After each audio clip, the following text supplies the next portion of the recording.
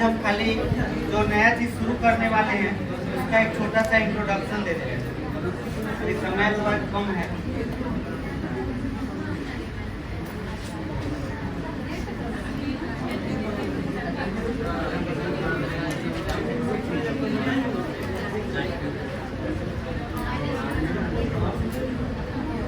हम लोग का चैप्टर का टॉपिक का नाम है रिफ्रैक्शन ऑफ लाइट। थोड़ा बात बंद कीजिए और ध्यान दीजिए। रिफ्रैक्शन ऑफ लाइट, प्रकाश का अपवर्तन।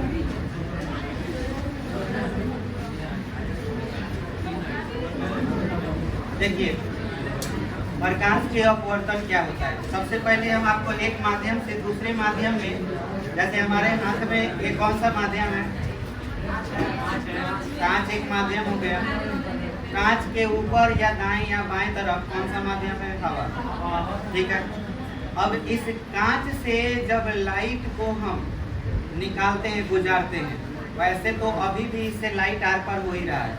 जो अभी यहाँ पे लाइट लगे हुए हैं या जो भी लाइट आ रहा है इससे आर पार हो रहा है, लेकिन हम उस चीज़ को एब्जॉर्ब नहीं कर पा रहे हैं। ठीक है। तो किसी अलग कलर का लाइट इससे हम पार कराएंगे तो देखते हैं कि इसमें कौन सी घटना घटती है।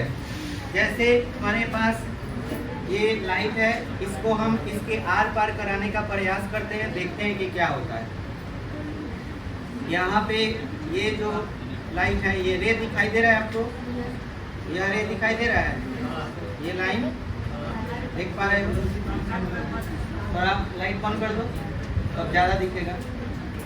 अब और ज़्यादा दिख रहा होगा, दिख रहा है। अब आप इस लाइट को देखिए, ये अभी हम सीधा बारे हैं। ठीक है, लाइट एकदम सीधा बारा गया है, तो देखो लाइट सीधा ही निकल रहा होगा। अब हम इसको तिरछा कर रहे हैं। अब आप थोड़ा सा गौर कीजिए कि तिरछा करने पर क्या हो रहा है। आपको कुछ दिख रहा है? क्या फर्क हो रहा है? लाइट जो है जिस डायरेक्शन में हमने बारा है, क्या उस डायरेक्शन में ये पार हो रहा है? नहीं हो रहा है। अच्छा, जो रे आप इसमें देख पा रहे हो, सेम डिजाइन का अंदर दिख रहा है क्या? कुछ अलग दिख रहा होगा, है ना। लेकिन लाइट जो है आप यहाँ पे देख पा रहे हो कि इस माध्यम की वजह से ये बेंड कर जा रहा है, मुड़ जा रहा है। समझ में आया?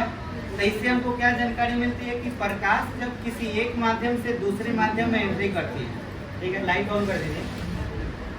हाँ, प्रकाश जब एक माध्यम से दूसरे माध्यम में जाती है तो अगर सीधे बाढ़ते हैं तो क्या होगा, उसका जो तल है उस तल के ठीक लंबवत, जैसे मैंने अभी बताया कि ये जो इसका तल है, इस तल पर सीधे टॉर्च बार रहे थे हम तो लाइट सीधे निकल जा रहा था। पर हल्का सा टेढ़ा कर देने पर लाइट जो है जिस डायरेक्शन में हम बाहर रहे थे, क्या उसी डायरेक्शन में निकल रहा था? नहीं, लाइट बेंड हो जा रहा था, मुड़ जा रहा था। लेकिन एक इंटरेस्टिंग चीज़ तुम देखे होगे कि जिधर हम बारे थे, जिधर हमने बारा था, उसी डायरेक्शन में ये निकल भी रहा है। देख रहे हो? देखो देखो, उसी डायरेक्शन में ये निकल रहा है। देख पा रहे हो? मतलब यहाँ से गया, थोड़ा सा बेंड हुआ, अब फिर समांतर निकल गया।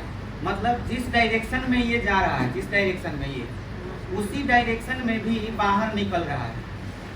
समझ में आ रहा है? लेकिन थोड़ा सा गैपिंग रह रहा है। मतलब इसको मैं यहाँ बताने का प्रयास करूँ, ये कांच का सिल्ली था, ठीक है।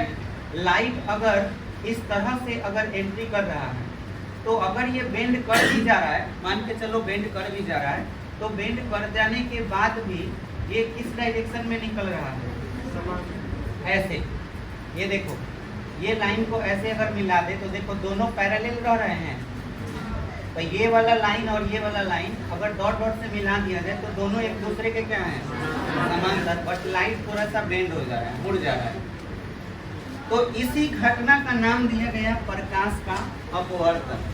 यानी कि प्रकाश जब एक माध्यम से दूसरे माध्यम में जाती है तो क्या होता है? बोलिए। उसके पथ में परिवर्तन हो जाता है, ये अपने पथ से भटक जाता है। लेकिन पुनः उसी माध्यम में जब जाता है तो क्या होता है? फिर उसी सिद्ध में हो जाता है, फिर उसी सिद्ध में हो जाता है, लेकिन इनके बीच कुछ गैपिंग आ जाता है। इस गैपिंग का नाम है पार्श्विक विस्थापन। बात समझ में आया? क्या नाम है? पार्श्विक विस्थापन। यहाँ तक बात क्लियर है? अब आप इस चीज को समझिए बढ़िया से। इसमें हम पूरा डिटेल बता रहे हैं, क्योंकि जो 10 में पढ़े उसके लेवल के ऊपर का बात होगा। ये तो चीज जानते ही होगे तुम। अब इसके बाद समझो ऐसा हो रहा है तो इसके पीछे कारण क्या हो सकता है? कारण है, आपको ये कहा जाए कि एक ऐसा रास्ता है जिस पर आप सूखा सूखी एकदम चलते जा रहे हैं और बीच में मिल गया पानी। बीच में अब पानी हेल के आपको जाना है। अब सोचिए कि पानी हेल करके जाइएगा, ये वो सूखा सूखी रास्ता है। उसी रास्ते में जब आप पानी हेल के जाइएगा तो जितना स्पीड में आप सूखा सूखी जा रहे थे, क्या उतना ही स्पीड में पानी में जा पाएंगे? चाल उसमें आपका क्या हो जाएगा? कम हो जाएगा। यानी कि अगर कोई माध्यम हमको ऐसा मिल गया जो पहले की अपेक्षा सघन है, सघन समझते हो? घनापन ज्यादा हो। अब जैसे हवा में और कांच में हम पूछे कि कौन सघन है, तो कांच सघन होगा। अगर हम कांच और पानी में बात करें तो आप सीधे कहेंगे कि कांच सघन है, लेकिन पानी क्या है? विरल है। अगर पानी और हवा में बात किया जाए तो पानी हमारे लिए सघन होगा और हवा क्या होगा? विरल होगा। तो जब हम लोग इस तरह से एक माध्यम से दूसरे माध्यम में प्रवेश जब करते हैं, तो जब हमारी चाल कम हो जाती है तो प्रकाश का क्यों है? और प्रकाश भी ऐसे ही नेचर दिखाता है। प्रकाश जब एक माध्यम से दूसरे माध्यम में जैसे ही एंट्री करता है तो उसकी चाल या तो बढ़ जाती है या घट जाती है। मतलब ऐसे समझो, पानी और हवा, मान के चलो तुम पानी से हवा में आए, पानी से हवा में आए तो तुम्हारा चाल बढ़ेगा कि घट जाएगा? बढ़ेगा। अगर हवा से पानी में जाओगे तो घटेगा। वैसे ही प्रकाश में सोचो, प्रकाश जब हवा से पानी में जाएगा तो चाल घट जाएगा, और पानी से हवा में जाएगा तो बढ़ेगा। बोलो क्लियर हुआ? देखो, प्रकाश के अपवर्तन का परिभाषा कई तरह से दे सकते हो। कोई एक चीज बोल दो, आंसर हो गया। जैसे मैं पूछूं बताओ प्रकाश का अपवर्तन किसे कहते हैं, तो सीधे कहो कि सर जब प्रकाश की किरण एक माध्यम से दूसरे माध्यम में जाती है तो उसका पथ बदल जाता है। इसी घटना को प्रकाश का अपवर्तन कर रहे हैं। मन करे कि नहीं बोलना है, नहीं बोलेंगे, हम दूसरा बोलेंगे। जब प्रकाश एक माध्यम से दूसरे माध्यम में जाती है तो उसके चाल में परिवर्तन हो जाता है, तो इसी घटना को प्रकाश का क्या कहते हैं? अपवर्तन। हमारा मन है कि हम इहो नहीं बोले, हम कुछ और परिभाषा बोले, तो भी तरीका है। अभी बताओ कि प्रकाश तरंग को, भाई ये भी तो तय हो गया कि तरंग के रूप में चलता है तो उसमें तरंग दैर्घ्य जरूर होगा। तरंग के रूप में चलता है तो प्रकाश में तरंग दैर्घ्य होगा कि नहीं होगा? होगा। ठीक है।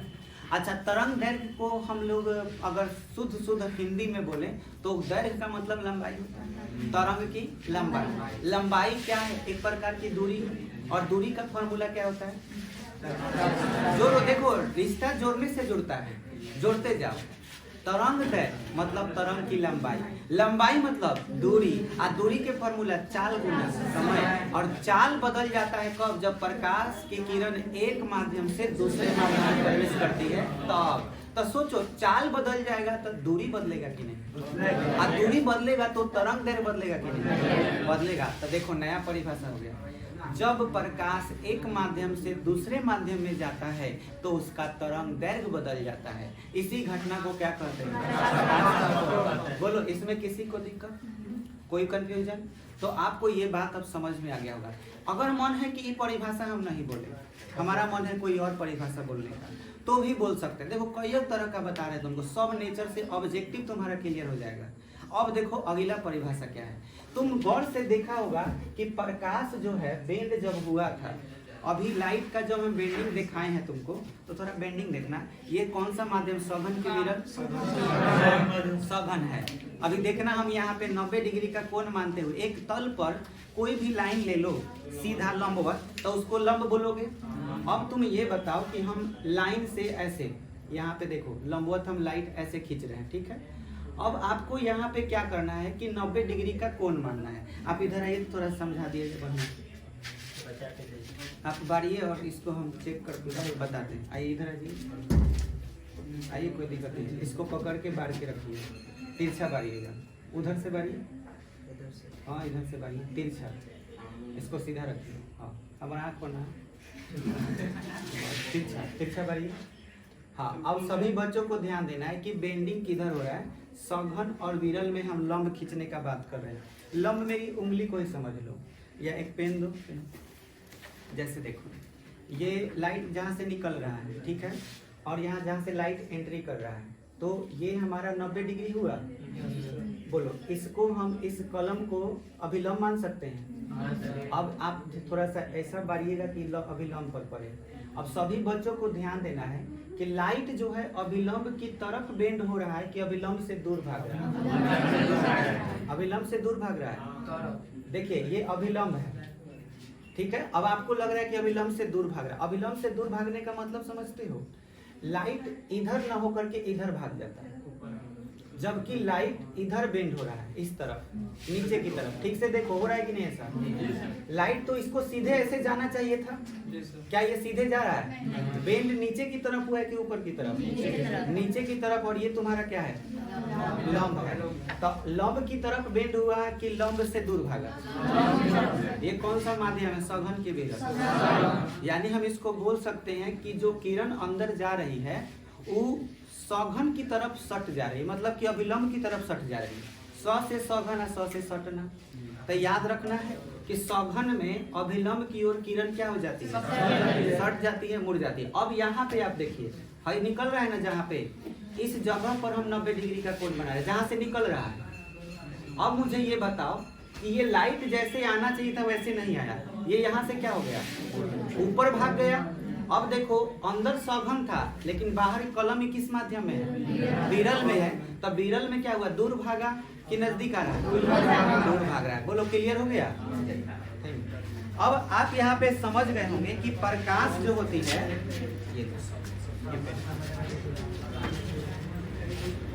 प्रकाश जो होता है